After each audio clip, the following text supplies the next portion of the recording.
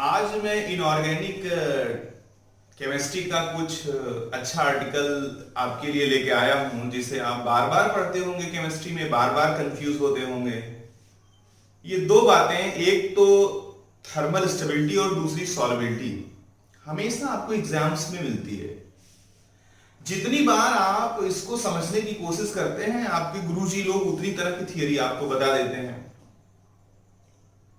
बच्चे के मन में यह सवाल आता है कि क्या कुछ ऐसी बातें हैं कि कुछ सेलेक्टेड बातों के थ्रू दुनिया के सारे कंपाउंड की सॉल्युबिलिटी और थर्मल स्टेबिलिटी को डिसाइड किया जा सकता है? बिल्कुल किया जा सकता है। कुछ ऐसी सेलेक्टेड बातें हैं जिनके दम पे हम उनके बिल्कुल अंदरूनी हिस्सों तक पहुंच सकते हैं। आइए उन्हीं सेलेक्टेड बातों को एक एक करके हम लोग देखते हैं और बातों को समझने की कोशिश करते हैं। सबसे पहली बात अगर की जाए सॉल्युबिलिटी की, तो सॉल्युबिलिटी का मतलब होता है घुलना, डिसॉल्व होना, मिल जाना। सॉल्युबिलिटी अगर मैं बात करूं तो जानते रहिए ये बहुत ही कॉम्प्लिकेटेड चीज है। एक्चुअली किसी कंपाउंड की सॉल्युबिलिटी जो है वो 5 चीजों पे डिपेंड करती है। कितनी चीजों पे डिपेंड करती है? 5 चीजों पे डिपेंड करती है, जिसमें सबसे पहला चीज है, उसका सबसे पहला फैक्टर जो है वो मैं मान लेता हूं, चलो इट इज पोलराइजेशन। पोलराइजेशन पे डिपेंड करता है। यही पैदा हो जाएगा फजान रूल, क्योंकि बिना फजान रूल के जाने पोलराइजेशन को अच्छे से नहीं जाना जा सकता। दूसरा फैक्टर जो है जिसपे सॉल्युबिलिटी डिपेंड करती है वो है पैकिंग इफिशियंसी। पैकिंग इफिशियंसी यानी कि किस हिसाब से कोई आयनिक कंपाउंड या कोई क्रिस्टलाइन स्ट्रक्चर पैक्ड है। तीसरी बात जो है वो है लैटिस एंथैल्पी। इसको भी जानना बहुत ही ज्यादा जरूरी है। और चौथी बात है very important, hydration enthalpy. Short में लिख देता हूं। और पांचवी बात है चेंज इन एंट्रोपी। किसी भी आयनिक कंपाउंड की बात की जाए तो उसकी सॉल्युबिलिटी इन 5 फैक्टर पर डिपेंड करती है। और अभी तक केमिस्ट्री में कोई भी ऐसा रिलेशन नोन नहीं है जो इन 5 फैक्टर का इफेक्ट सॉल्युबिलिटी पे एक साथ बता सके। जब 5 का इफेक्ट एक साथ कोई भी इक्वेशन नहीं बता सकता तो ऐसी स्थिति में हम डोमिनेटिंग फैक्टर के बिहाफ पे सॉल्युबिलिटी डिसाइड करते हैं। डोमिनेटिंग फैक्टर के बिहाफ पे सॉल्युबिलिटी डिसाइड करते हैं, इसका क्या मतलब है? मान लिया कि एक घर में 3 बच्चे थे, जिसमें 2 बच्चे आवारा थे, रोज 200 रुपए खर्च करते थे। एक बच्चा माँ बाप का लायक बेटा था और 500 रुपए कमा के आता था। तो इस घर की अगर मैं इनकम की बात करूं तो इनकम इस घर की पर डे 100 रुपए है। हालांकि ये 500 कमा के आया लेकिन 200 रुपए खर्च भी कर रहे हैं 2 भाई। तो डोमिनेटिंग फैक्टर कमाने वाला भाई हो गया। यानी कि अब अगर इस घर के लॉस की बात नहीं की जाएगी, इनकम की बात की जाएगी, क्योंकि कमाया गया पैसा खर्च किए गए पैसे से ज्यादा है। यानी कि डोमिनेटिंग फैक्टर का मतलब आप समझ गए होंगे कि वह फैक्टर जिसका प्रभाव, जिसका इफेक्ट बाकियों से ज्यादा हो। जैसे अब इसी सिलसिले में आगे बढ़ा जाएगा और मैं मान लूं कि polarisation is the dominating factor. Suppose we are going to decide the solubility of any ionic compound where polarization is the dominating factor. अगर polarization dominating factor है, बहुत इंपॉर्टेंट आर्टिकल है, पूरा आपको देखना पड़ेगा तो चीजें एकदम क्लियर हो जाएगी। अगर पोलराइजेशन डोमिनेटिंग फैक्टर है तो सबसे पहले आपको जानना पड़ेगा फजान रूल, और फजान रूल जब आप जानेंगे तो बाकी सब कुछ समझ जाएंगे। अब मैं आपको फजान रूल को बहुत कम शब्दों में बहुत क्रिस्टल क्लियर तरीके से समझा देता हूं। फजान रूल बताता है covalent character in ionic bond. दुनिया का कोई भी बॉन्ड ना तो 100% आयनिक हो सकता है ना ही 100% कोवैलेंट हो सकता है। यानी कि आयनिक बॉन्ड में कोवैलेंट कैरेक्टर होता है और कोवैलेंट बॉन्ड में आयनिक कैरेक्टर होता है। तो फजान रूल हमें बताता है covalent character in ionic bond कैसे बताता है ये मैं आपको समझाता हूं। आयनिक बॉन्ड जब भी कभी बनेगा तो कैटायन के बीच में बनेगा, कैटायन उसे बोलते हैं जिसपे पॉजिटिव चार्ज हो, और एनायन के बीच में बनेगा, एनायन उसे बोलते हैं जिसपे नेगेटिव चार्ज हो। बाकी इनके पास न्यूक्लियस होगा इनका अपना अपना। यहां मैंने एनायन की साइज कैटायन से बड़ी बनाई है। जनरली एनायन कैटायन से बड़ा होता है, लेकिन केमिस्ट्री में एक कंपाउंड पाया जाता है CaF2, जहां पर कैटायन की साइज एनायन से बड़ी हो जाती है। लेकिन जनरल तौर पे और बाकी लगभग सारी जगहों पे जो एनायन होता है वो कैटायन से बड़ा होता है। यही रीजन है कि मैंने इसे बड़ा बनाया है और इसे छोटा बनाया है। अब जरा देखिए कि कैटायन पे पॉजिटिव चार्ज डिस्ट्रीब्यूट रहता है और एनायन पे नेगेटिव चार्ज डिस्ट्रीब्यूट रहता है थ्रू आउट द आयन। जैसे सोडियम आयन इस पे, तो सोडियम पे पूरा पॉजिटिव चार्ज डिस्ट्रीब्यूट रहेगा। अब अगर ये पॉजिटिव चार्ज जो है इसके पास नेगेटिव चार्ज होगा तो अपोजिट चार्जेस अट्रैक्ट करते हैं। ये पॉजिटिव चार्ज इस नेगेटिव चार्ज को अट्रैक्ट करेगा, और जब अट्रैक्ट करेगा तो स्थिति कुछ ऐसी हो जाएगी, ये इसकी इलेक्ट्रॉन डेंसिटी को अपनी तरफ खींचेगा। अब इस एनायन में भी न्यूक्लियस होगा, और न्यूक्लियस में भी क्या होता है, पॉजिटिव चार्ज। क्या ये न्यूक्लियस अपने इलेक्ट्रॉन को आसानी से खींचने देगा? नहीं। जैसे थोड़ा सा इसकी तरफ बढ़ेगा तो न्यूक्लियस उसको रोकने की कोशिश करेगा कि नहीं, क्योंकि इसका खुद का चार्ज है। क्या तो आप अपनी चीज किसी को आसानी से देना चाहते हैं? नहीं देना चाहते हैं। ठीक उसी तरह से ये अपना नेगेटिव चार्ज इसको आसानी से देना नहीं चाहेगा, यानी न्यूक्लियस उसको खींचेगा और प्लस ये भी उसको खींचेगा। जब ये इसको खींचा तो थोड़ा सा उस कैटायन की तरफ नेगेटिव चार्ज चला गया कि नहीं चला गया? थोड़ा सा चला जाने को मैं शब्द बदल दूं तो क्या मैं नहीं कह सकता कि थोड़ा सा इसका नेगेटिव चार्ज डेंसिटी इस कैटायन के साथ शेयर हो गया? और चार्ज डेंसिटी का शेयर हो जाना ही कोवैलेंट कैरेक्टर का डेवलप हो जाना कहलाता है। यानी यहां थोड़ी चार्ज डेंसिटी शेयर हो गई, यानी इस पूरे जो पहले कंप्लीटली आयनिक था उसमें से थोड़ा सा कोवैलेंट कैरेक्टर डेवलप हो गया है। अब जरा जान लीजिए, 3 बातें मैं बोलूंगा, उन 3 बातों में ही सारे राज छुपे हुए हैं।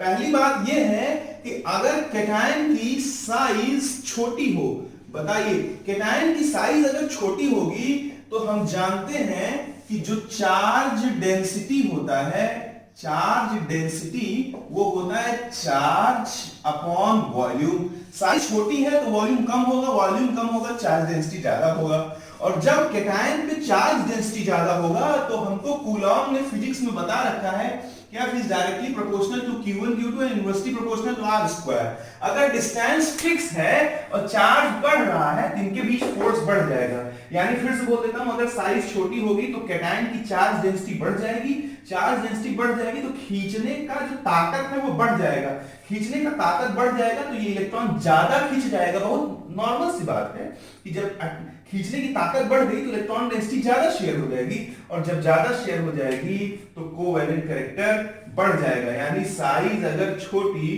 तो चार्ज डेंसिटी ज्यादा तो कोवैलेंट कैरेक्टर क्या हो जाएगा, बढ़ जाएगा। दूसरी बात हमें ध्यान देनी है, अगर पॉजिटिव चार्ज बढ़ जाए, पॉजिटिव चार्ज बढ़ जाए इसका क्या मतलब है, जैसे कहीं Na प्लस है, यहाँ Mg+2 है, यहाँ Al+3 है। देखिए यहाँ लगातार पॉजिटिव चार्ज बढ़ जा रहा है, नहीं बढ़ जा रहा है, बिल्कुल बढ़ जा रहा है। अगर कहीं पॉजिटिव चार्ज बढ़ जाएगा, अगेन बताइए चार्ज बढ़ गया तो फोर्स बढ़ जाएगा, नहीं बढ़ जाएगा? फोर्स बढ़ जाएगा तो कोवैलेंट कैरेक्टर क्या हो जाएगा, बढ़ जाएगा। फोर्स बढ़ने का मतलब इसको खींचने की ताकत बढ़ जाएगी, खींचने की ताकत बढ़ जाएगी, कोवैलेंट कैरेक्टर बढ़ जाएगा। तीसरी बात मैं बोलूंगा, अगर साइज ऑफ एनायन बढ़ जाए, एनायन की साइज बढ़ जाएगी तो इलेक्ट्रॉन जो आउटर मोस्ट शेल का है उसका न्यूक्लियस से दूरी भी क्या हो जाएगा, बढ़ जाएगा। न्यूक्लियस से दूरी बढ़ जाएगा तो न्यूक्लियस फोर्सेज ही इसको खींचने से रोक रहे थे। कैटायन खींच रहा था, ये खींचने से रोक रहे थे। दूरी बढ़ जाएगी तो ये फोर्स कमजोर हो जाएगा, और जब ये फोर्स कमजोर हो जाएगा तो आसानी से खींच जाएंगे, आसानी से खींच जाएंगे तो ज्यादा शेयर कर जाएंगे, यानी अगेन कोवैलेंट कैरेक्टर बढ़ जाएगा। यही 3 बातें हैं, पूरी केमिस्ट्री पढ़ डालोगे तो चौथी बात नहीं पैदा होगी। और इनके यूज क्या क्या है ये मैं 1 बाय 1 करके बताता हूं। अभी हम सॉल्युबिलिटी पे नहीं गए हैं, और मैं आज आपको ये टॉपिक ऐसा पढ़ा दूंगा कि आप इमेजिन भी नहीं कर सकते, इसलिए ध्यान से बातों को एक एक करके सुनते जाइएगा कि ये 3 ही फैक्टर हैं जो आपको पूरी केमिस्ट्री में मिलेंगे। फेजान रूल के एप्लीकेशन में कोई भी चौथा फैक्टर नहीं मिलेगा। इनके यूज इनके यूजेस क्या है, कैसे ये काम में लाए जाएंगे, ये सारी बातें मैं वन बाय वन करके आपको बताता हूं, न्यूमेरिकल के जरिए और अपने लैंग्वेज के जरिए, अनुभव के जरिए आपको मैं इसको बहुत अच्छे से बता सकता हूं। आप ध्यान से देखते जाइए। जैसे लैंथेनॉइड्स हैं, लैंथेनॉइड्स हाइड्रोक्साइड बनाते हैं थ्राइस टाइप का। अगर मैं सीरियम से लेके ला लू, सीमा प्रीति, मुझे तो याद है, आपको भी याद करा दूंगा, और जाएगा यहां कहां, ल्यूटीशियम तक। लैंथेनॉइड्स में जब हम लेफ्ट टू राइट जाते हैं तो बेसिक कैरेक्टर घट जाता है, बेसिक कैरेक्टर घट जाता है। कोई आपसे पूछे क्यों, तो जरा देखिए क्यों। आप जानते हैं कि पानी के अंदर, वाटर में आयनिक कंपाउंड अच्छे से टूटता है, अच्छे से डिसोसिएट होता है। आयनिक कंपाउंड अच्छे से टूटेगा तो जिसमें आयनिक कैरेक्टर ज्यादा होगा वो ज्यादा डिसोसिएट होगा, जो ज्यादा डिसोसिएट होगा वो ज्यादा OH आयन देगा, जो ज्यादा OH आयन देगा वो ज्यादा बेसिक होगा। तो यहां जरा देखिए, ये सारे +3 के फॉर्म में है। मैं इनको एक जनरल टर्म से डिनोट कर देता हूं, M+3। और जो हमारा एनायन है वो है OH आयन। बेटा जब हम लेफ्ट टू राइट जाएंगे, एक एक करके बताता, देखो बहुत इंटरेस्टिंग है। जब हम लेफ्ट टू राइट जाएंगे तो सबसे पहला M+3 की साइज घटेगी, ऐसा कहना मूर्खता है। और इंपॉर्टेंट वर्ड यूज कर सकते हैं, तेजी से घटेगी, due to lanthanoid contraction. What is lanthanoid contraction? I will let you know in periodic table. यानी कि पूरे पीरियोडिक टेबल में लेफ्ट टू राइट जाने पे साइज घटती है, लेकिन लैंथेनॉइड में लेफ्ट टू राइट जाने पे साइज घटती नहीं है, साइज तेजी से घटती है। साइज जब तेजी से घटेगी तो बताइए, कैटायन M+3 पे चार्ज डेंसिटी, फजान रूल जो पीछे समझाया, चार्ज डेंसिटी क्या हो जाएगी? बढ़ जाएगी। चार्ज डेंसिटी बढ़ जाएगा तो पोलराइजेशन किसका? एनायन का। पोलराइजेशन यानी इससे इलेक्ट्रॉन डेंसिटी खींचने की tendency, polarisation of OH ion भी क्या हो जाएगा? बढ़ जाएगा। और पोलराइजेशन बढ़ जाएगा, कोवेलेंट कैरेक्टर बढ़ जाएगा, और कोवेलेंट कैरेक्टर बढ़ जाएगा तो आयनिक कैरेक्टर घट जाएगा। यानी क्योंकि लेफ्ट टू राइट जाने पे आयनिक कैरेक्टर घट जाता है, और आयनिक कैरेक्टर घट जाएगा तो पानी में डिसोसिएट होने की टेंडेंसी कम हो जाएगी। पानी में डिसोसिएट कम होगा तो ये कम OH आयन देगा रिलेटिव टू इसके, ये कम OH आयन देगा रिलेटिव टू इसके, ये कम OH आयन देगा रिलेटिव टू इसके, और ये कम OH आयन देगा रिलेटिव टू इसके। यानी जिसमें आयनिक कैरेक्टर सबसे ज्यादा होगा वो पानी में सबसे ज्यादा टूटेगा, जो पानी में सबसे ज्यादा टूटेगा वो सबसे ज्यादा OH आयन देगा, जो सबसे ज्यादा OH आयन देगा वो सबसे ज्यादा बेसिक होगा। एक तो ये यूज आ गया। ऐसे बहुत सारे क्वेश्चन हम लोग बना सकते हैं, मैं धीरे धीरे आपको बताता चलता हूं, क्योंकि फजान रूल काफी ज्यादा इंपॉर्टेंट है, और थ्रू आउट द केमिस्ट्री कहां इसका कैसे यूज आ जाएगा कोई कह नहीं सकता। इसलिए इसको रटने के बजाय इसके कॉन्सेप्ट्स को जानना, वो 3 बातें जो मैंने बोली हैं सबसे ज्यादा जरूरी है। जैसे मान लीजिए ग्रुप 1 का मैं क्लोराइड ले लेता हूं, LiCl, NaCl, KCl, RbCl, CsCl। अगर मैं क्लोराइड्स ले लूंगा तो इसमें साइज ऑफ एनायन फिक्स है। जो एनायन है, साइज ऑफ एनायन या एनायन बोल दूं, वो क्या है? फिक्स है, यानी एनायन बदल नहीं रहा है। अब जरा देखिएगा, एनायन बदल नहीं रहा है तो मैं इनको +1 में है, जनरल टर्म से डिनोट कर दूं, ऐसे शो ऑन M+1। एनायन हमारा कौन है? Cl-। अब जरा बताइए कि ये हम टॉप टू बॉटम जा रहे हैं पीरियोडिक टेबल में, यहां लेफ्ट टू राइट जा रहे हैं, लेकिन एक्चुअली पीरियोडिक टेबल में कहां जा रहे हैं? Top to bottom. मतलब जब हम टॉप टू बॉटम जाएंगे तो साइज ऑफ केटाइन क्या होगा बेटा? बढ़ जाएगा। साइज ऑफ केटाइन बढ़ जाएगा तो बताइए चार्ज डेंसिटी घट जाएगी, क्योंकि चार्ज तो सबसे +1 है, लेकिन साइज जिसकी बड़ा होगा तो चार्ज अपॉन उसका वॉल्यूम ज्यादा होगा, तो चार्ज डेंसिटी जिसकी साइज ज्यादा होगी उसकी कम हो जाएगी। चार्ज डेंसिटी कम हो जाएगी तो बताओ खींचने की टेंडेंसी घट जाएगी? नहीं। तो पोलराइजेशन भी कम हो जाएगा। किसका पोलराइजेशन? एनायन का। कौन कर रहा है? कैटायन। पोलराइजेशन भी कम हो जाएगा। पोलराइजेशन कम हो जाएगा तो कोवैलेंट कैरेक्टर घट जाएगा और कोवैलेंट कैरेक्टर घट जाएगा तो आयनिक कैरेक्टर क्या हो जाएगा, बढ़ जाएगा। यानी अगर तुमसे पूछे कि इन सब को, इनको मैं मान दूं 1, इसको 2, इसको 3, इसको 4, इसको 5, arrange them in decreasing order of covalent character, तो कोवैलेंट कैरेक्टर के घटते हुए क्रम में लिखना है, डिक्रीजिंग ऑर्डर में रखना है। तो यहां कोवैलेंट कैरेक्टर सबसे ज्यादा है, यानी 1, फिर 2, फिर 3, फिर 4। और कोई कहे decreasing order of ionic character तो उल्टा लिख देना पड़ेगा, 4, फिर 3, फिर 2, फिर 1। एक्सप्लेन मैंने यहां कर ही दिया है। इस तरह से फजान रूल बहुत वर्सटाइल यूज है, कहीं किसी रूप में भी आ सकता है, लेकिन आप याद रखना कि कोई चौथा एप्लीकेशन नहीं आएगा, चौथा एप्लीकेशन आपको नहीं मिलेगा, वही 3 बातें मिलेगी जो हर क्वेश्चन में यूज हो रही होंगी। एक चीज मैं बता देता हूं, जानते रहिएगा, जो फ्लोराइड आयन है इसकी साइज काफी छोटी होती है, तो इसका पोलराइजेशन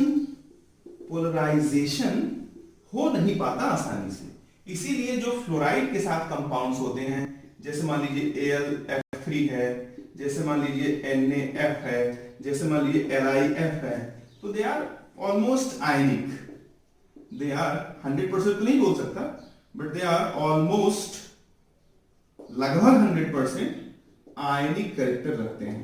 क्यों? क्योंकि इनकी साइज छोटी है।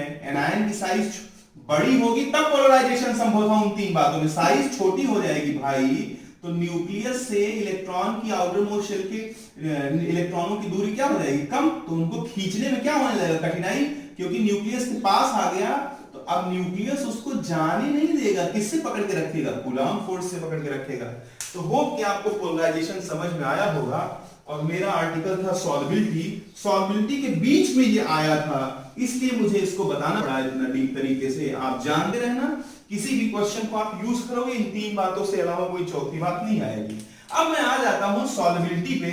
तो सॉल्युबिलिटी में हम पढ़ रहे थे सॉल्युबिलिटी, और उसमें हमने डोमिनेटिंग फैक्टर कंसीडर किया था पोलराइजेशन। कोई बात नहीं भाई, जरा देखो पोलराइजेशन। अब यहां अगर पोलराइजेशन हमने डोमिनेटिंग फैक्टर कंसीडर किया था, मान लीजिए कि आपके पास है, चलो मैं देख लेता हूं, जैसे सिल्वर है, सिल्वर का मैं कंपाउंड है और मैं ले लूं AgF, AgCl,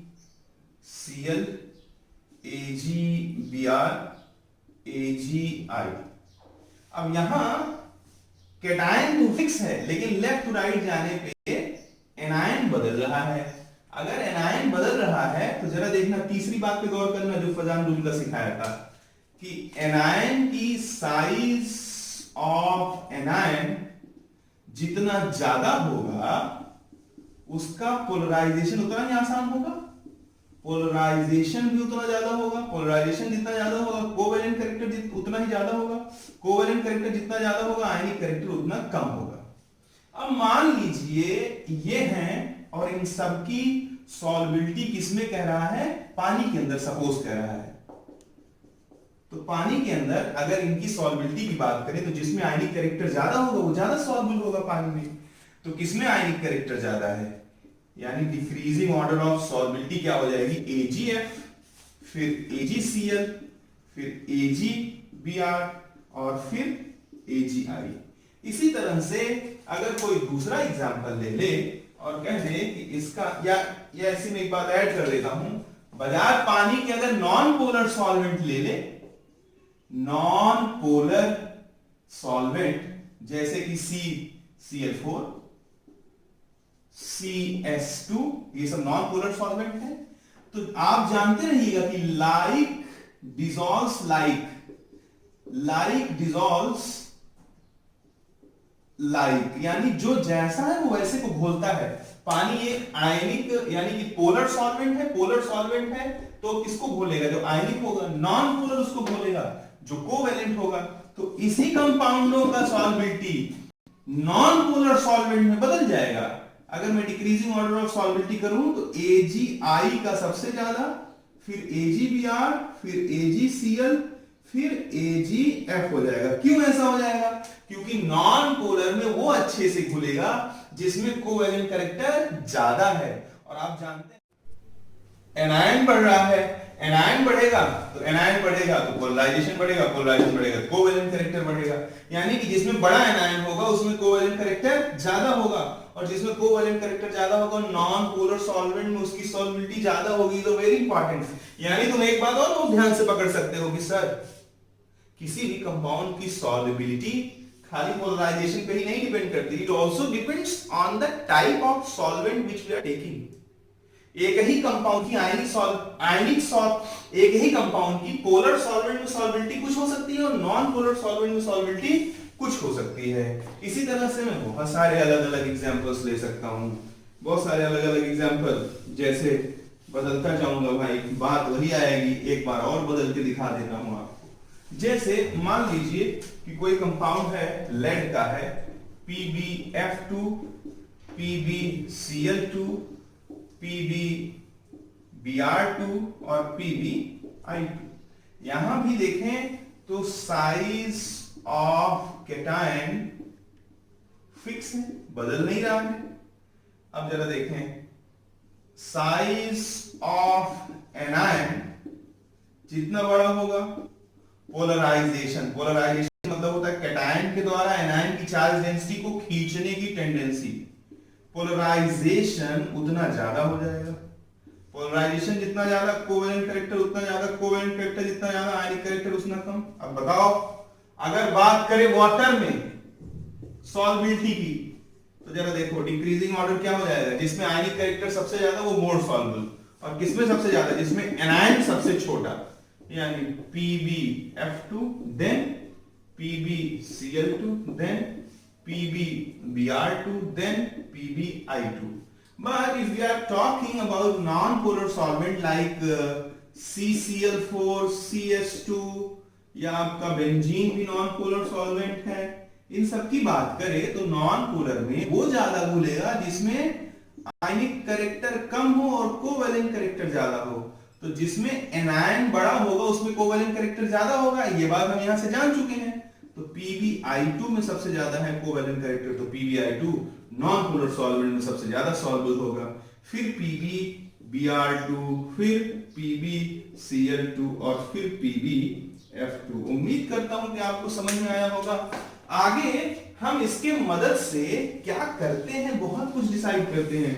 जैसे एक फ्रैंकेस्टाइन रिएक्शन होती है जिसमें एल्किल हैलाइड का रिएक्शन पोटेशियम आयोडाइड से कराया जाता है। इसका क्या क्या यूज है जरा देखिए। हम कैसे जाने कि किस रिएक्शन में कैसा सॉल्वेंट ले। एक रिएक्शन है, देखिए मैं आपको थोड़ा सा बता देता हूं, फ्रैंकेस्टाइन रिएक्शन है। फ्रैंकेस्टाइन रिएक्शन में क्या होता है, हम CH3Cl का रिएक्शन Ki से कराते हैं। अगर मान लो कि हमने मीडियम वाटर ले लिया तो ये रिएक्शन रिवर्सिबल हो जाती है। कैसे मैं प्रूव कर सकता हूं, CH3I और KCl बनेगा।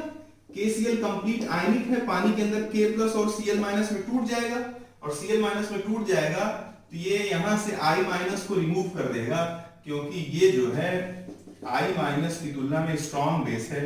स्ट्रॉन्ग बेस स्टेबल नहीं रहता, अटैक करता है। अब जरा देखिए, और जब इस पे अटैक कर देगा रिएक्शन रिवर्सिबल चली जाएगी। यानी कि किसी रिएक्शन में कैसा सॉल्वेंट ले ये इसी टेक्निक से जाना जा सकता है। अब जरा देखिए, अगर मैं इसी रिएक्शन को एक नॉन पोलर सॉल्वेंट में करा दूं, मान लीजिए कि CS2 में करा दिया, तो यही रिएक्शन इरिवर्सिबल हो जाती है। और इरिवर्सिबल हो जाएगी तो फायदा क्या होगा, फायदा ही फायदा होगा, क्योंकि किसी रिएक्शन को जब हम कराते हैं तो हमारा एम होता है ज्यादा से ज्यादा प्रोडक्ट को बनाना।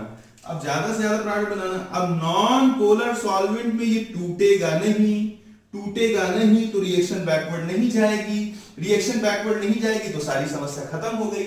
यानी कि अगर हमने पीछे जो सीखा सॉल्वेंट का खेल, अगर वो अच्छे से मालूम है तो किस रिएक्शन में कैसा सॉल्वेंट लेना है ये बातें भी हम डिसाइड कर सकते हैं। हालांकि टॉपिक है हमारा सॉल्युबिलिटी, इसलिए हम दूसरे फैक्टर पे आते हैं।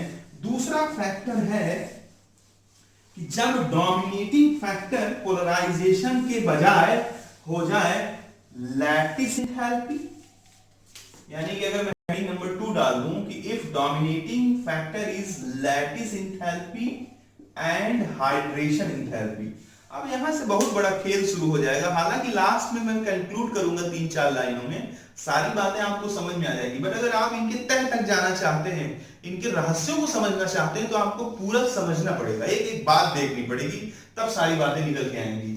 अब जरा देखिएगा, सबसे पहले तो यही जान लीजिए कि क्या होता है lattice enthalpy.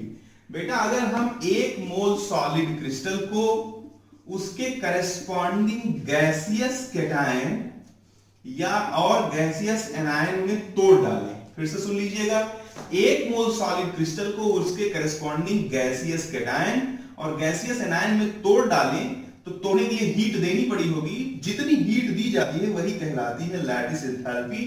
Means the amount of heat required to break the 1 mole ionic compound into corresponding gaseous cation and anion is called lattice enthalpy. दूसरी बात आ गई हाइड्रेशन एंथैल्पी, ये काफी इंपॉर्टेंट है दोस्तों। हाइड्रेशन एंथैल्पी जब आप देखेंगे, ये पानी में जब कोई केटायन जाता है या जब कोई एनायन जाता है, तो उस वक्त आता है ये यूज में। मान लीजिए कि कोई एनायन गया पानी में, या मान लीजिए कि कोई केटायन गया पानी में।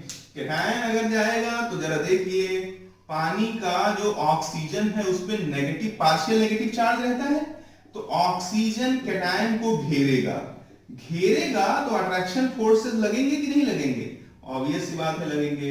और पूरी साइंस में जहां भी कहीं अट्रैक्शन फोर्सेस लगते हैं वहां एनर्जी रिलीज होती है। यानी 1 मोल केटायन को पानी के द्वारा कंप्लीटली घेर लिए जाने पे जो एनर्जी रिलीज होती है वही क्या कहलाती है? हाइड्रेशन एंथैल्पी कहलाती है। अगर एनायन की बात करूं तो पानी में अगर ऑक्सीजन पे नेगेटिव चार्ज है तो ऑब्वियस सी बात है हाइड्रोजन पे पार्शियल पॉजिटिव चार्ज होगा। अब ये भी नहीं समझ में आता है तो घर बैठिए सोइए।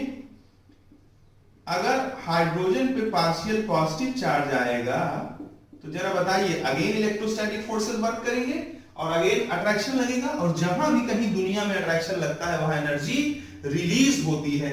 यानी कि 1 मोल एनायन को कंप्लीटली हाइड्रेट किया जाए, अगर पानी के द्वारा घेर लिया जाए, तो उस प्रोसेस में जो एनर्जी रिलीज होती है वो कहलाती है हाइड्रेशन एंथैल्पी।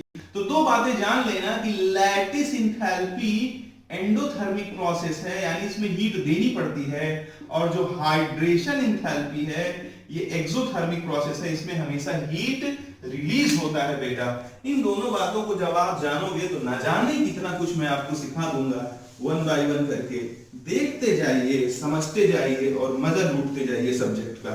कैसे, मैं आपको बताता हूं। देखिए, अगर हम किसी आयनिक कंपाउंड MX को सपोज ले लेते हैं और MX को पानी में घोलते हैं तो क्या होता होगा? सबसे पहले इसे हम करेस्पॉन्डिंग गैसियस केटायन और गैसियस एनायन में तोड़ेंगे। उसके बाद इसका क्या होगा? जैसे ही गैसियस केटायन और एनायन में तोड़ेगा तो क्योंकि ये प्रक्रिया पानी के अंदर हो रही, झट से पानी इसको घेर लेगा। पानी का घेर लेना ही क्या कहलाता है? हाइड्रेशन। तो हम इसे क्या कह देंगे? M एक्वस, और इसको क्या कह देंगे? X माइनस एक्वस बोल देंगे। तो जरा बताइए कि जब हम घोलेंगे तो पहले गैसियस केटायन में तोड़ते हैं, फिर उनका क्या होता है? हाइड्रेशन होता है। या इसको बोल दूं सीधे डिसोल्यूशन, तो एंथैल्पी ऑफ डिसोल्यूशन क्या होता है? 1 मोल कंपाउंड को पानी में घोल देने पे जो एक्सचेंज ऑफ हीट होती है वही कहलाती है एंथैल्पी ऑफ डिसोल्यूशन। चलो एस से डिनोट कर देता हूं यहां। अब अगर मैं हेस लॉ लगा दूं तो हेस ने बताया है कि चाहे दुनिया का कोई प्रोसेस एक स्टेप में हो चाहे 1000 स्टेप में हो, जो टोटल चेंज इन एनर्जी होती है वो कांस्टेंट होती है। यहां से यहां पहुंचने में इसको 2 स्टेप लगा है और यहां से यहां पहुंचने में सीधे 1 स्टेप लग गया है। तो अकॉर्डिंग टू हेस लॉ मैं बोल सकता हूं कि भैया जो डेल HS होगा means the enthalpy of dissolution is equals to the sum of lattice enthalpy and hydration enthalpy.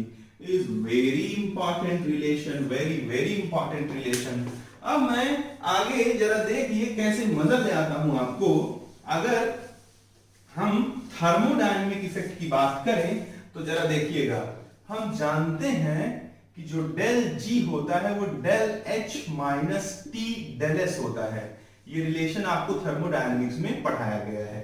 अब यहां देखिए, यहां पे मैं 2 केसेस कंसीडर करूंगा।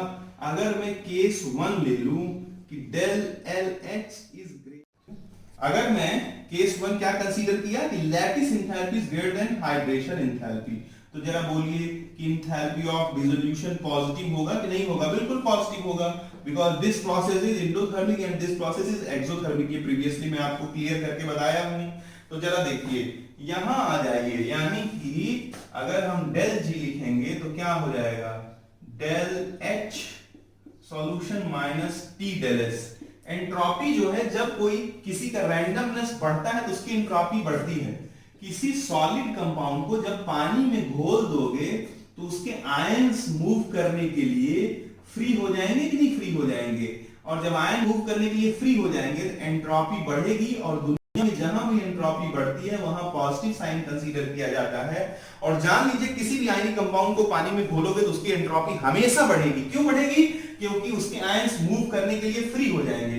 मूव करने के लिए फ्री हो जाएंगे तो एंट्रोपी बढ़ेगी, और जहां भी कहीं एंट्रोपी बढ़ती है वहां change in entropy positive consider किया जाता है। यानी कि यहां डेल एच एस बी क्या है? पॉजिटिव, और माइनस ये डेल एस बी क्या है? पॉजिटिव। यानी this is something like x minus 1। तो x माइनस वाई ये तो पॉजिटिव भी हो सकता है, नेगेटिव भी हो सकता है, जीरो भी हो सकता है। तो जरा देखिए यहां पे मैं 3 अलग अलग केसेस लगा देता हूं। यानी कि अगर mod of del H S is greater than mod of T del S हो जाए तो ये ओवरऑल वैल्यू पॉजिटिव होगी। यानी उस स्थिति में डेल जी क्या आ जाएगा? पॉजिटिव, और डिसोल्यूशन कैसा हो जाएगा? जब डेल जी पॉजिटिव होता है तो उसको हम बोलते हैं कि नॉन स्पॉन्टेनियस। क्या बोल देंगे? नॉन स्पॉन्टेनियस, क्योंकि स्पॉन्टेनियस होने के लिए डेल जी क्या होना पड़ता है? नेगेटिव होना पड़ता है। अगर मैं केस 2 कंसीडर कर लूं कि mod of del H S is less than mod of T del S, यानी इसका मैग्नीट्यूड इसके मैग्नीट्यूड से छोटा हो, तो ऑब्वियस सी बात है डेल जी नेगेटिव आ जाएगा। और जब डेल जी नेगेटिव आ जाएगा डिसोल्यूशन प्रोसेस कैसा हो जाएगा? स्पॉन्टेनियस हो जाएगा।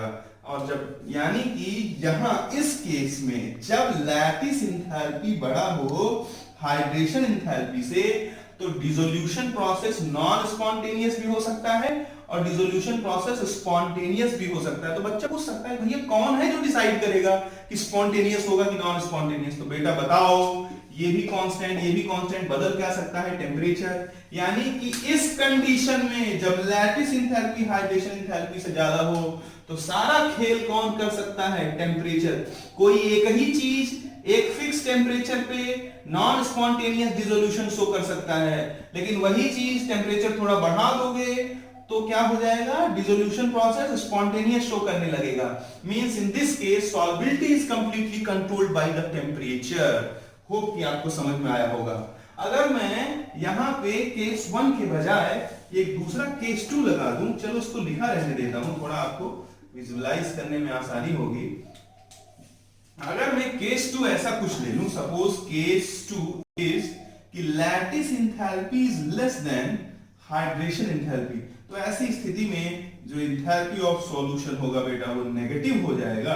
और जब एंथैल्पी ऑफ सॉल्यूशन नेगेटिव हो जाएगा तो del G is equals to del H S minus T del S, यानी कि ये नेगेटिव हो गया, this is something like minus X, और ये तो हमेशा पॉजिटिव होगा, और माइनस वाई, यानी ये वैल्यू टेम्परेचर कुछ भी क्यों ना रख दो हमेशा नेगेटिव आएगा कि नहीं आएगा? टेम्परेचर नेगेटिव में नहीं जाएगा किसी चीज को खोलते वक्त।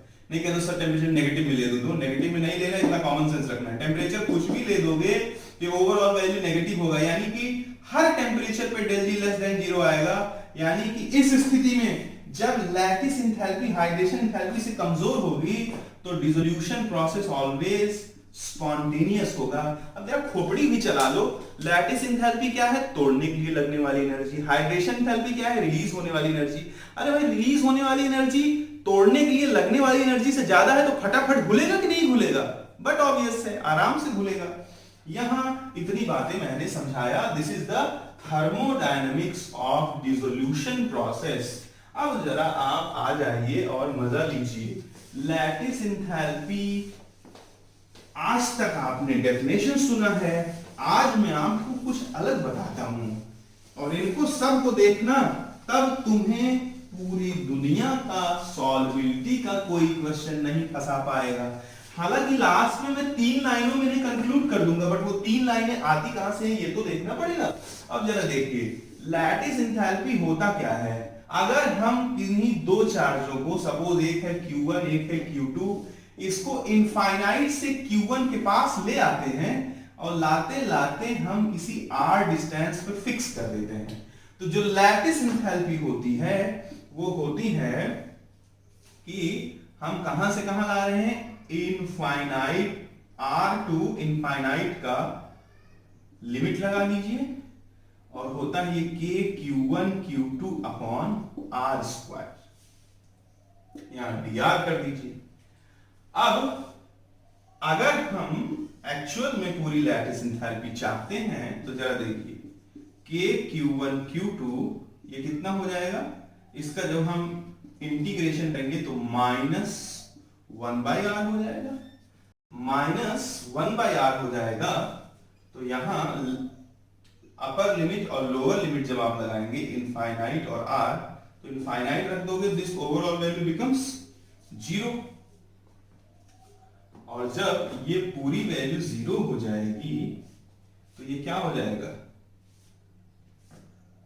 सॉरी इस हम इनफाइनाइट से लाए हैं तो limit, sorry infinite to r लगेगा, इनफाइनाइट टू r, और इसको हम सॉल्व करेंगे तो r को पुट करोगे तो -k Q1 Q2 upon r आ जाएगा और -0 हो जाएगा, यानी फाइनली लैटिस एंथैल्पी क्या हो गया, -k Q1 Q2 upon r। यहाँ माइनस साइन क्यों लिया गया है, क्योंकि जब भी हम चार्जेस को लेते हैं, एक चार्ज पॉजिटिव है तो पॉजिटिव साइन को कंसीडर करेंगे, नेगेटिव है तो नेगेटिव साइन को कंसीडर करेंगे, यानी कि चार्ज का सिर्फ मैग्नीट्यूड ही नहीं लिया जाता है, उनका जो साइन है वो भी लिया जाता है, तो ये नेगेटिव उनको मैनेज कर देता है, नेगेटिव के आते ही ओवरऑल इसको किस में कन्वर्ट कर देता है, पॉजिटिव में। फिर से बोल देता हूं, लैटिस एंथैल्पी का एक फार्मूला भी है, अगर इनफाइनाइट से किसी चार्ज को किसी दूसरे चार्ज के पास r1 डिस्टेंस तक ले आए तो लैटिस एंथैल्पी जो होती है वो लिमिट लगा दी infinite to r k Q1 Q2 upon r square dr के बराबर होता है। इसका इंटीग्रेशन करोगे -1/r आ जाएगा, कांस्टेंट पे बाहर आ जाएगा, इसमें जब आप इसको पुट कर देंगे, किसको पुट कर देंगे, r और इनफाइनाइट को, तो अपर लिमिट पुट कर दिया तो ये हो गया, लोअर लिमिट पुट कर दिया तो ओवरऑल 0 बन जाएगा, 0 बन जाएगा, तो ये हमारे पास लैटिस एंथैल्पी का फार्मूला निकल के आ गया। अब इसका यूज क्या है भैया, इसका यूज ही यूज है। देखिए अब हम चलेंगे काम करने, काम करेंगे तो मजा आएगा।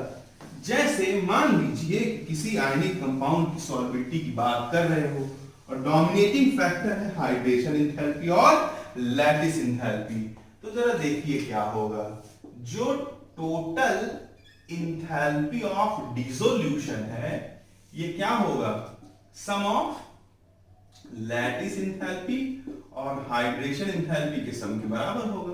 किसी आयनिक कंपाउंड में मैं मान लूं MX कोई आयनिक कंपाउंड है, तो जिसका लैटिस एंथैल्पी होगा वो आपने पीछे देखा कि किसके डायरेक्टली प्रोपोर्शनल किसके था, Q1 Q2 upon R cation और एनायन के बीच की डिस्टेंस यानी RC प्लस R ही कर दूं, यहां से मैं लिख सकता हूं lattice enthalpy equals to K1 Q1 Q2 upon RC plus RA।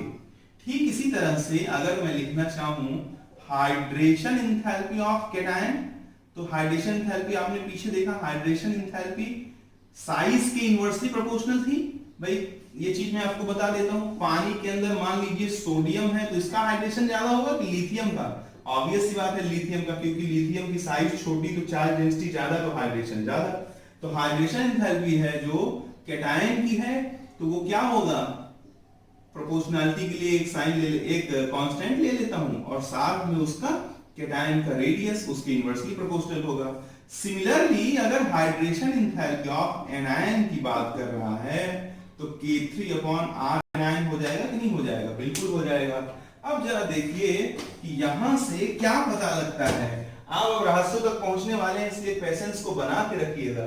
क्या मिलता है हमको, हमको मिलता है enthalpy of solution is equals to K1 Q1 Q2 upon RC plus RA और प्लस इसको पुट करो इसमें तो क्या हो जाएगा K2 upon RC plus K3 upon RA मिल जाएगा। देखो यहां से सारी बातें 1 बाय 1 करके निकल के आ जाएंगी, और जो भी कुछ आपको आज तक प्रॉब्लम क्रिएट कर रहा था आगे प्रॉब्लम नहीं करेगा। यहां से जरा देखिए, अगर मैं कंडीशन लगा,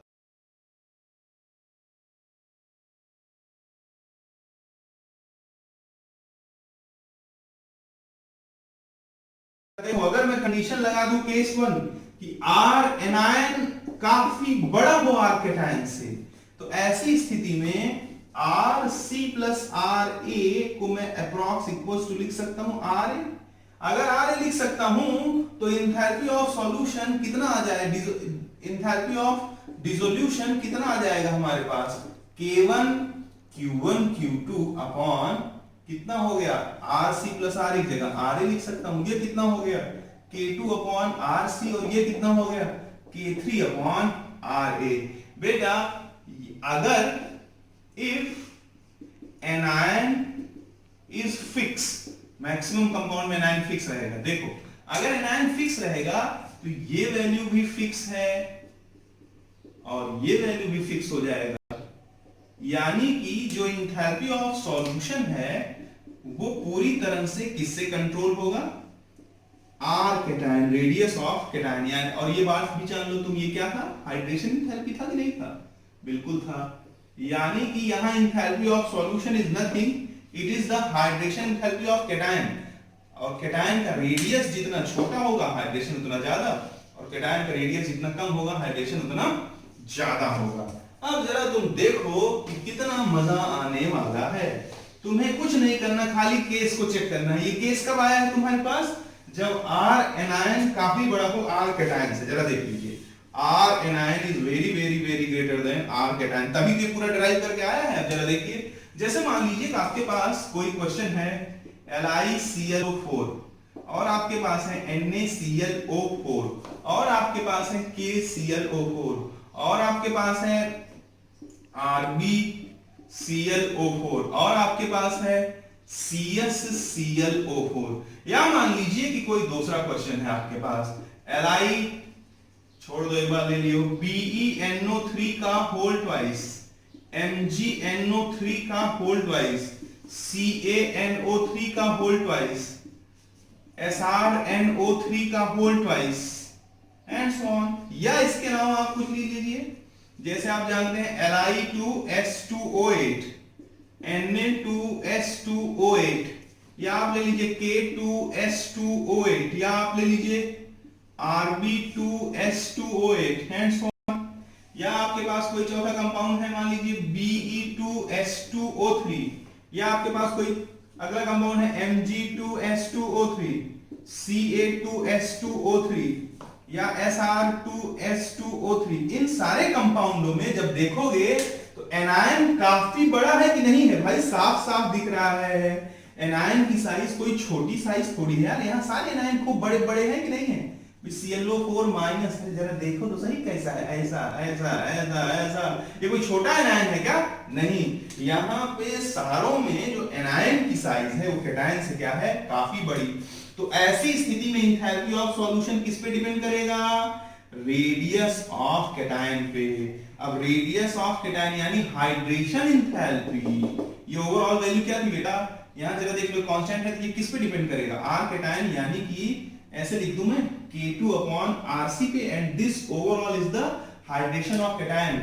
मींस यहां पर इंथैल्पी ऑफ सॉल्यूशन कैसा होगा, नेगेटिव होगा, बिल्कुल, क्योंकि हाइड्रेशन इंथैल्पी है, और जिस कैटायन की साइज जितना छोटा होगा हाइड्रेशन उतना ज्यादा, तो ये वैल्यू मोर निगेटिव हो जाएगा। और ये जब निगेटिव होगा तो del G equals to del H minus T del S, ये वैल्यू नेगेटिव होगा तो ओवरऑल क्या हो जाएगा, लेस देन जीरो।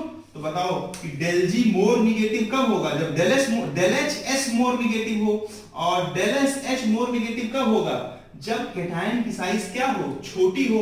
तो बताओ कैटायन की साइज छोटी किसमें है, इसमें है, तो यहां इसकी सॉल्बिलिटी ज्यादा होगी। अरे ये तो जानते हो ना भाई कि जिस प्रोसेस के लिए del G मोर नेगेटिव होगा वो मोर फेवरेबल होगा, ऐसा थर्मोडायनामिक्स कहता है। थर्मोडायनामिक्स कहता है कि दुनिया का वो प्रोसेस खूब अच्छे से होगा जिसके लिए del G मोर नेगेटिव है। अब फिर से एक बार बोल देता हूं, इंथैल्पी ऑफ डिसोल्यूशन कंट्रोल हो रहा है कैटायन के हाइड्रेशन से, hydration is exothermic process, so enthalpy of dissolution will be negative, ये नेगेटिव होगा, तो जितना ज्यादा ये नेगेटिव होगा उतना ज्यादा ये नेगेटिव होगा, जितना ज्यादा ये नेगेटिव होगा प्रोसेस उतना फेवरेबल होगा। तो बताओ ये किसके लिए मोर नेगेटिव होगा? जिसका del H S more negative हो ना, और किसका del H S more negative होगा? जिसका हाइड्रेशन ज्यादा हो ना, किसका हाइड्रेशन ज्यादा होगा? जिसमें कैटायन की साइज छोटी हो ना, तो किसमें कैटायन छोटा है? ये देख लो, इसमें भी देख लो ये कैटायन छोटा है, इसमें भी देख लो ये कैटायन छोटा है, इसमें भी देख लो ये कैटायन छोटा है। तो रहस्यों की पहली बात पे तुम पहुंच चुके हो कि किसी भी कंपाउंड की जब तुमसे पूछेगा सॉल्युबिलिटी, तो वहां तुम चुपचाप देख लेना कहीं एनायन कैटायन से बहुत बड़ा तो नहीं। इस स्थिति में जो इंथैल्पी ऑफ सॉल्यूशन है वो कैटायन के हाइड्रेशन इंथैल्पी से कंट्रोल होती है, और जितना मोर नेगेटिव होगा डेल जी उतना मोर नेगेटिव होगा, डेल जी जितना मोर नेगेटिव होगा डिसोल्यूशन प्रक्रिया उतनी फेवरेबल होगी, उतना ज्यादा सॉल्युबल होगा। यानी कि जब एनायन कैटायन से बड़ा हो काफी ज्यादा, तो जिसमें छोटा कैटायन होगा उसकी सॉल्युबिलिटी क्या होगी? ज्यादा, और जिसमें बड़ा कैटायन होगा उसकी सॉल्युबिलिटी क्या होगी? कम। फिर मैं पूछता हूं क्या इस नियम का कोई एक्सेप्शनल केसेस हैं? एक्सेप्शनल केसेस का मतलब कि क्या ये नियम कहीं बदलता है? क्योंकि आपने पीछे देख रखा था कि सॉल्युबिलिटी 5 बातों पे डिपेंड करती है। हाँ, ये नियम बदलता है, एकदम ध्यान से देख लेना का। अगर आर एनायन काफी बड़ा हो आर कैटायन से, तो कुछ ऐसे केसेस हैं जहां पर ये रूल फॉलो नहीं होता है। वो केसेस कौन से हैं इनको ध्यान रखिए आप अच्छे से। एक तो है ग्रुप 1 के कार्बोनेट्स, बाइकार्बोनेट्स, और साथ साथ हैं ग्रुप 1 के सल्फेट्स। उसके बाद ग्रुप 2 के ऑक्सलेट्स में भी सेम चीजें चलती हैं, यानी कि ग्रुप 2 का ऑक्सलेट भी इस रूल को फॉलो नहीं करेगा। इस रूल को फॉलो नहीं करेगा, इसका मतलब क्या है? इसका मतलब यह है कि कैटायन के साइज बढ़ने के साथ साथ सॉल्युबिलिटी बढ़ जाएगी।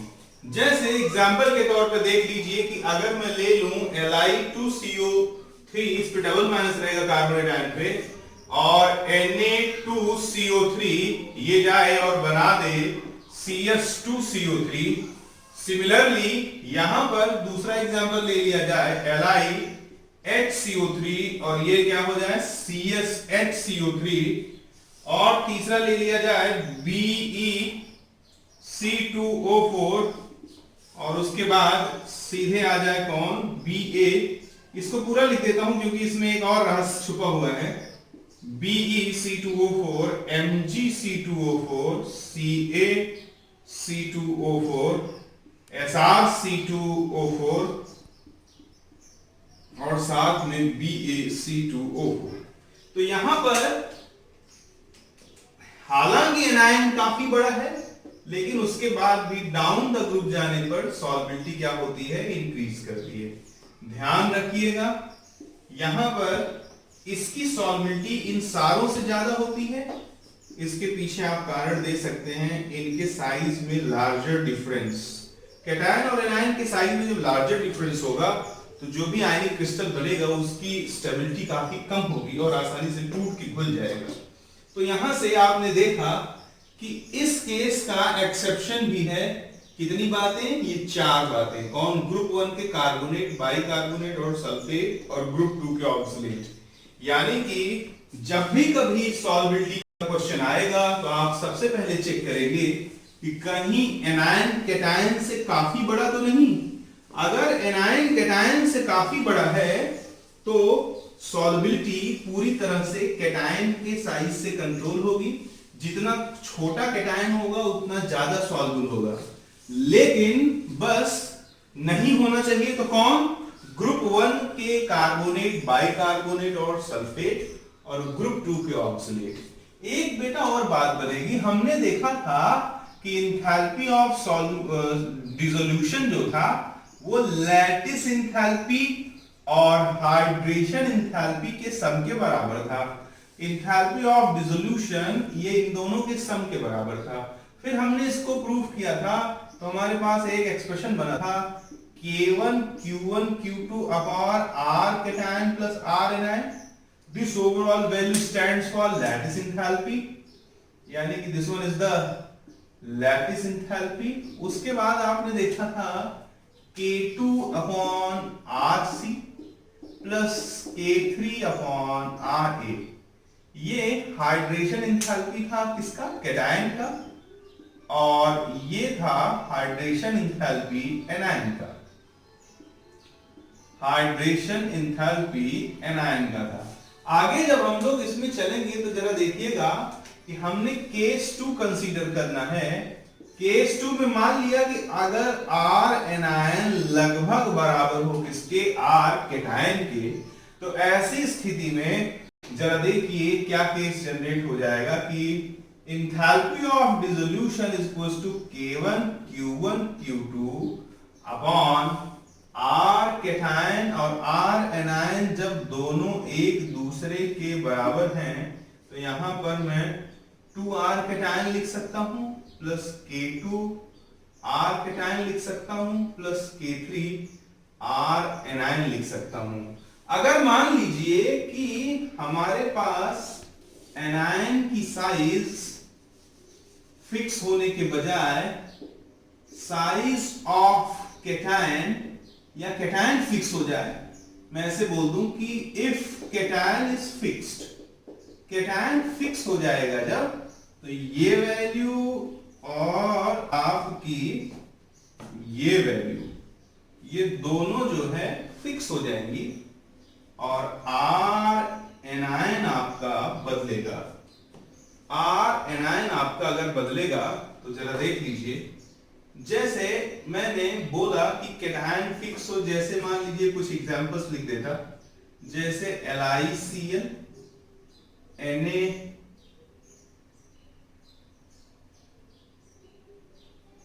Cl KCl और RbCl और CsCl। इन एग्जांपल्स में, या जैसे हम इनका आयोडाइड ले लें, या जैसे हम इनका ब्रोमाइड ले लें,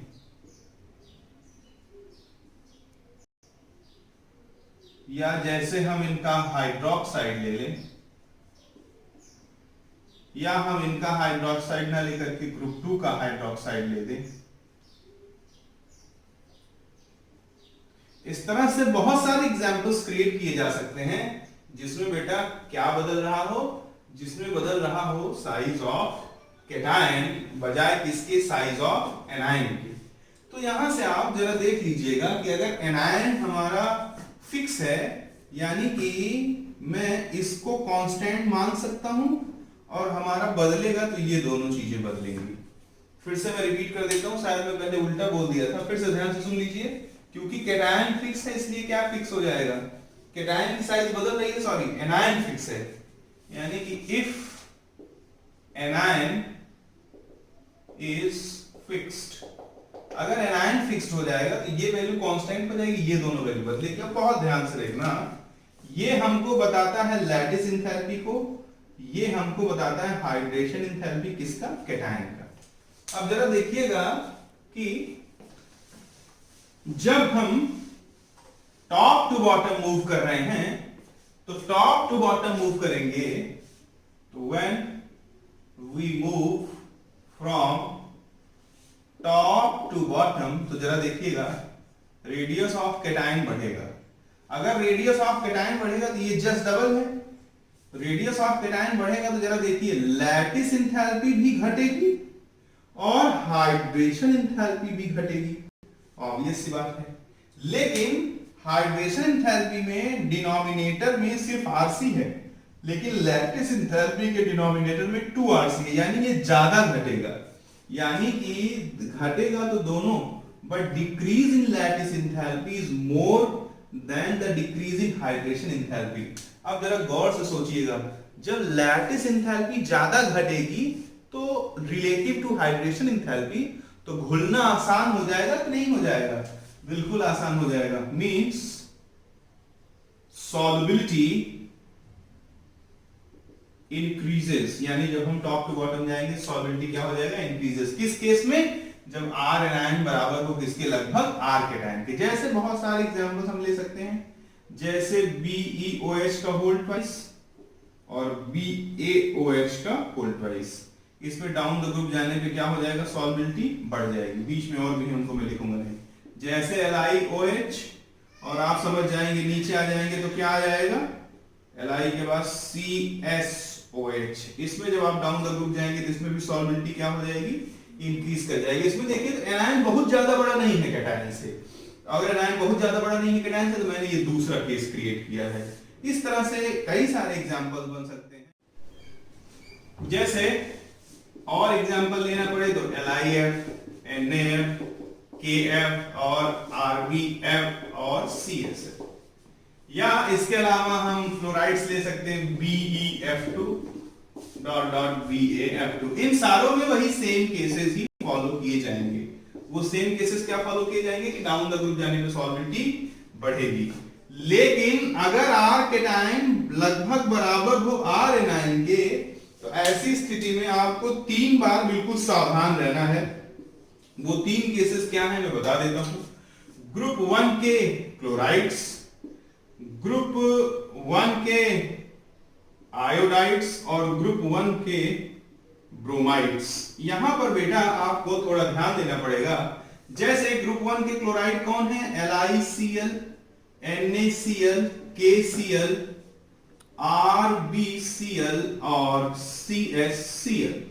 यहां पर अगर सॉल्युबिलिटी की बात की जाए तो डाउन द ग्रुप जाने पर सॉल्युबिलिटी घटती है, लेकिन CsCl की अचानक से बढ़ जाती है। एग्जैक्ट कंपेयर चाहिए तो LiCl के ठीक बाद किसका आता है, CsCl का, उसके बाद NaCl का। ये कुछ डाटाबेस चीजें हैं, इन्हें ध्यान भी रखना पड़ेगा। फिर KCl का और फिर किसके बाद RbCl का। लेकिन अगर हम ब्रोमाइड की बात करें तो LiBr का सबसे ज्यादा होगा और CsBr का सबसे कम होगा। और उसके बाद अगर आयोडाइड की बात करें तो LiI से ज्यादा हो जाता है किसका, NaI का। उसके बाद बाकी एडिटिव चलते हैं, यानी कि KI और KI के बाद RbI और RbI के बाद CSI। यहां से खत्म हो जाता है कि सॉल्युबिलिटी का कोई भी क्वेश्चन हो तो आप उसको बहुत इजीली सॉल्व कर सकते हैं। अब मैं इनको जरा समअप कर देता हूं बहुत छोटे से शब्दों में। जरा देखिए कि कैसे आप किसी भी कंपाउंड के सॉल्युबिलिटी को चेक करेंगे। हालांकि लेक्चर थोड़ा लेंथी गया, लेकिन बेटा डिटेल डिस्कशन के लिए समय तो लगेगा ही लगेगा। जब भी आपको किसी कंपाउंड का सॉल्युबिलिटी पूछेगा तो आप कितने चेक से गुजरेंगे जरा देख लीजिए। सॉल्युबिलिटी पूछेगा तो सबसे पहले आप चेक करेंगे कहीं R एनायन काफी बड़ा तो नहीं R कैटायन से। अगर R एनायन काफी बड़ा है R कैटायन से और साथ में एनायन फिक्स है, साथ में एनायन क्या है, फिक्स है, तो आपने देखा है टॉप टू बॉटम जाने पे सॉल्युबिलिटी क्या हो जाएगी, घट जाएगी। लेकिन अगर ग्रुप 1 के कार्बोनेट और बाइकार्बोनेट और साथ साथ सल्फेट हो, या ग्रुप 2 के ऑक्सलेट हो, तो ऐसी स्थिति में जब हम टॉप टू बॉटम जाएंगे तो सॉल्युबिलिटी क्या हो जाएगी, सॉल्युबिलिटी बढ़ जाएगी। यानी कि हमें चेक करना है R एनायन काफी बड़ा हो R कैटायन से, तो टॉप टू बॉटम जाने सॉल्युबिलिटी घटती है, बशर्ते उसे क्या नहीं होना चाहिए, ग्रुप 1 का कार्बोनेट, बाइकार्बोनेट, सल्फेट, और ग्रुप 2 का क्या नहीं, ऑक्सलेट। दूसरा चेक आपने देखा था कि अगर R कैटायन लगभग बराबर हो किसके, R एनायन के, तो क्या हो जाएगा, टॉप टू बॉटम जाने पर सॉल्युबिलिटी क्या हो जाएगी, बढ़ जाएगी। साथ साथ यहां पर एनायन क्या हो जाएगा, फिक्स रहेगा एनायन। लेकिन कहां ये फॉलो नहीं होगा, ये ग्रुप 1 के क्लोराइड, ब्रोमाइड और आयोडाइड में फॉलो नहीं होगा, बाकी सारी जगहों पे फॉलो होगा। यहां से पूरा सॉल्युबिलिटी से रिलेटेड बात खत्म होती है और होप कि आपको पूरी बात क्रिस्टल क्लियर तरीके से समझ में आया होगा। Thank you. अब हम बात करेंगे बेटा थर्मल स्टेबिलिटी की। किसकी, थर्मल स्टेबिलिटी की बात करेंगे। तो थर्मल स्टेबिलिटी में आपको कुछ नहीं करना है, सिर्फ 2 चेक लगाना है। थर्मल स्टेबिलिटी मतलब होता है कि हीट को टॉलरेट करने की क्षमता, कौन कम हीट पे टूट जाएगा और किसे तोड़ने के लिए ज्यादा हीट देना पड़ेगा। जिसे तोड़ने के लिए ज्यादा हीट देना पड़ेगा हम बोलते हैं उसकी थर्मल स्टेबिलिटी क्या है, ज्यादा है। तो सिर्फ हमको 2 चेक से गुजरना है बेटा। सबसे पहला चेक है, आप देखिए कि एनायन मोनोएटॉमिक तो नहीं, एनायन मोनोएटॉमिक अगर हुआ तो ऐसे केस में ध्यान रखिएगा इंटर न्यूक्लियर डिस्टेंस जैसे जैसे बढ़ेगा वैसे वैसे उसकी थर्मल स्टेबिलिटी क्या हो जाएगी, कम होती जाएगी। थर्मल स्टेबिलिटी उसकी क्या होती जाएगी, कम होती जाएगी। इस बात को आप समझ सकते हैं, इंटर न्यूक्लियर डिस्टेंस जैसे जैसे बढ़ता जाएगा तो उनके बीच का अट्रैक्शन फोर्स क्या होता जाएगा, कमजोर, और अट्रैक्शन फोर्स कमजोर होता जाएगा तो कम हीट पे ही टूट जाएंगे। एग्जाम्पल के तौर पे मैं देख लेता हूं, कुछ अच्छे अच्छे एग्जाम्पल ले लिया जाता है। मान लीजिए कि जैसे कहीं है Li3n या Na3n या K3n, K3n के बाद मैं मान लेता हूं Rb3n और CS3n, नाइट्राइड्स हैं ग्रुप, एजाइड आयन है सॉरी, ग्रुप 1 के। उसके बाद मैं मान लेता हूं चलो BeX2 MgX2 CaX2 SrX2 BaX2। यहां पे जो X है वो फ्लोरीन, क्लोरीन, ब्रोमीन, आयोडीन कुछ भी हो सकता है। या मान लीजिए कि मैं हाइड्रोक्साइड सॉलिड फॉर्म में है ले लेता है LiOH, नहीं सॉरी नहीं ले सकता इसको क्योंकि हमें मोनो एटॉमिक बताना है। इन सारों में हमने देखा कि जो हमारा एनायन है वो, जैसे और एक एग्जांपल चलो ले लेते हैं BeCl2, चलो BeCl2 तो ले ही लिया है sorry, LiCl, NaCl, KCl, RbCl और CsCl। यहां पर हम देखें तो सारे के सारे एनायन क्या हैं, मोनो एटॉमिक हैं। अब जरा देखिए, जैसे जैसे हम टॉप टू बॉटम जाएंगे, ध्यान से सुनिएगा, टॉप टू बॉटम जाएंगे तो इंटर न्यूक्लियर डिस्टेंस बढ़ेगा। इंटर न्यूक्लियर डिस्टेंस बढ़ेगा तो कूलॉम क्या बोलता है, फोर्स जो है इनवर्सली प्रोपोर्शनल टू डिस्टेंस होता है। तो अट्रैक्शन फोर्स क्या हो जाएगा, अट्रैक्शन फोर्स कम हो जाएगा। किसके किसके बीच, कैटायन और एनायन के। तो थर्मल स्टेबिलिटी आसानी से, यानी थोड़े से हीट पे टूट जाएंगे कि नहीं, यानी डाउन द ग्रुप जाने पे थर्मल स्टेबिलिटी क्या हो जाएगी, कम हो जाएगी। यानी कि इसकी थर्मल स्टेबिलिटी सबसे ज्यादा और नीचे वाले की क्या हो गई, सबसे कम। यानी पहला चेक आपको लगाना है कहीं आपका एनायन मोनो एटॉमिक तो नहीं है। अगर मोनो एटॉमिक है तो डाउन द ग्रुप जाने पर इंटर न्यूक्लियर डिस्टेंस बढ़ेगा, जिसकी वजह से इनके बीच जो इलेक्ट्रोस्टैटिक फोर्सेस हैं वो कमजोर होंगे, और इलेक्ट्रोस्टैटिक फोर्स कैटायन और एनायन को पकड़ने वाले कमजोर होंगे तो कम हीट पे ही कंपाउंड टूट जाएगा, और कम हीट पे ही टूट जाएगा तब हम बोल देंगे कि उसकी थर्मल स्टेबिलिटी क्या हो गई, कम हो गई। अब जो दूसरा चेक है, दूसरा चेक जरा देख लीजिए। दूसरा चेक में आपको देखना है कहीं एनायन पॉलीएटॉमिक तो नहीं है। अगर एनायन पॉलीएटॉमिक हुआ तब जरा देखिए उस केस में क्या होगा कि if anion is polyatomic, polyatomic यानी कि एक एटम से ज्यादा हो जाए उसमें, जैसे LiNO3 और मैं यहां कर देता हूं सीधे CsNO3, या जैसे BeSO4 और यहां लिख देता हूं MgSO4, जैसे LiSO4 का ये 2 और यहां लिख देता हूं CS2SO4, जैसे कि मान लीजिए Li2C2O4, यहां ले लेता हूं CS2C2O4, बीच में बाकी करस्पॉन्डिंग एलिमेंट्स आएंगे। ऐसे मैं लिखता जाऊं। कोई भी ऐसा कंपाउंड हो जिसमें एनायन पॉलीएटॉमिक हो, यानी एनायन में एटम्स की संख्या एक से क्या हो, ज्यादा, तो ऐसी स्थिति में आप ध्यान रखिएगा कि सिमिलर साइज के, क्या बोल रहा हूं ध्यान से देखिए, कि सिमिलर साइज के कैटायन और एनायन की पैकिंग अच्छे से होती है। इस बात को बहुत गंभीर से समझिए, गंभीरता से समझिए कि जब कैटायन और एनायन की साइज लगभग इक्विवेलेंट होगी तो उनकी पैकिंग क्या होगी, ज्यादा। अब अगर पॉली एटॉमिक एनायन है तो इसका क्या मतलब है, उसकी साइज काफी बड़ी होगी, तो बड़ी साइज के साथ अच्छे से कौन सा रहेगा, बड़ा कैटायन रहेगा, और डाउन द ग्रुप जाने पर कैटायन की साइज क्या होती है, बढ़ती है। यानी अगर हम यहाँ इंटर आयनिक फोर्सेस को कैलकुलेट करें और यहाँ इंटर आयनिक फोर्सेस को कैलकुलेट करें तो यहाँ ज्यादा होगा, यहाँ ज्यादा होगा। क्यों ज्यादा होगा? क्योंकि सिमिलर साइज के जो आयंस होते हैं उनकी पैकिंग और उनका जो बंधना है एक दूसरे के साथ वो ज्यादा अच्छे से होता है रिलेटिव टू साइज डिफरेंस हो उनसे। तो यहां हम बोल सकते हैं यहां क्या होगा, टॉप टू बॉटम जाने पर थर्मल स्टेबिलिटी क्या हो जाएगी, बढ़ जाएगी। यानी इसकी थर्मल स्टेबिलिटी सबसे कम और इसकी सबसे ज्यादा। क्यों? क्योंकि सिमिलर साइज के कैटायन और एनायन हाईली पैक्ड होते हैं एक दूसरे के साथ, यानी कॉम्पैक्ट पैकिंग होती है उनकी। यहां से पूरा आर्टिकल खत्म हो सकता है बेटा। हमने आपको दो बातें बताई हैं। एक बताया है हमने आपको सॉल्बिलिटी, जिसमें आपने 3 चेक लगाया है।